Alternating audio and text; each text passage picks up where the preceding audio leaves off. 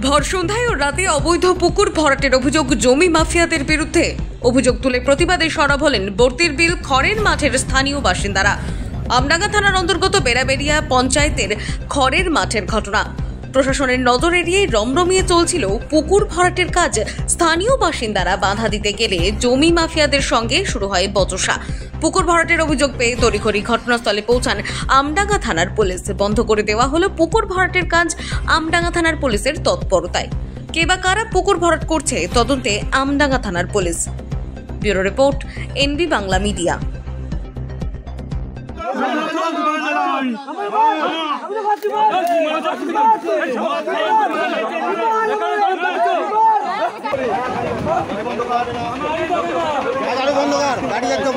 গাড়ি কেন যাবে? পুলিশ এসে দেখবে না? মাটি রয়েছে গাড়িতে, পুলিশ আসবে, পুলিশ আসবে, গাড়ি দেখবে না?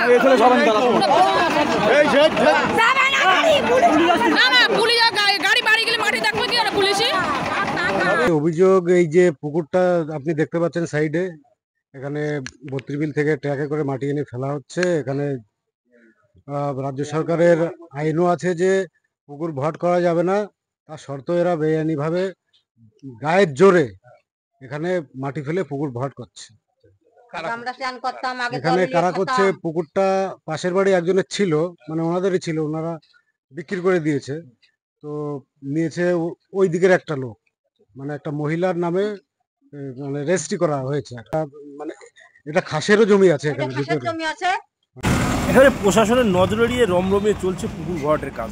প্রশাসন একদম প্রশাসন, আমরা চাইছি যে স্থানীয় মানুষ চাইছি সবাই, আপনি দেখতে পাচ্ছেন এই পুকুরটা পুকুরের মতোই থাকবে। আমাদের আশেপাশে যত বন্ধ করবেন, হ্যাঁ, যত পাড়াপড়শি আছে সবাই এখানে পুকুরে আমরা চান করা থেকে শুরু করে কাপড় কাচা, মানে গ্রাম্য পরিবেশে যেটা হয় আর কি, পুকুর থাকলে কতটা উপকার হয় সেটা সবাই জানে। তো আমরা চাইছি পুকুরটা পুকুরের মতোই থাকুক। আমডাঙ্গা থানা থেকে পুলিশ এসে সেই ঝামেলাটা বন্ধ করে দিয়ে গেছেন এবং মাটি ফেলা মানে পুকুর ভরাট করাও বন্ধ করে দিয়ে গেছে। এই ঘটনাটি ঘটেছে খড়ের মাঠ বত্রিবিলের পাশে। আমার নাম ইন্দ্রজিৎ বিশ্বাস। হ্যাঁ, পাশেই স্থানীয়, হ্যাঁ পাশেই বাড়ি।